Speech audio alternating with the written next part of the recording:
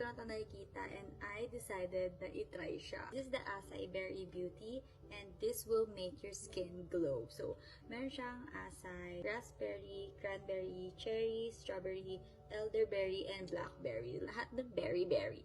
Meron siyang benefits for the immune system support. Also, nakakasupport din ng better heart health, improved digestion, and skin health. Ayan. Kasi guys, grabe, dahil nga meron akong thyroid problem and hormonal imbalance, ayan, madalas talaga ako magkaroon ng hormonal acne like right now. So, try natin.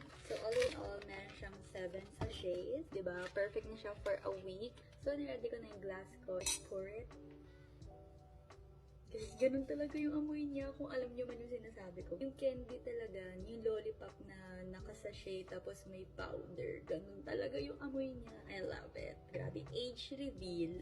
Lagi kasi kami binibilhan ni Papa nung bata pa kami. But anyway, since sobrang init, gawin natin siyang cold drink. Stir until it dissolves. It definitely looks yummy. Guys, perfect lang siya. Hindi talaga siya matamis. Lasang cranberry / strawberry juice siya. Perfect.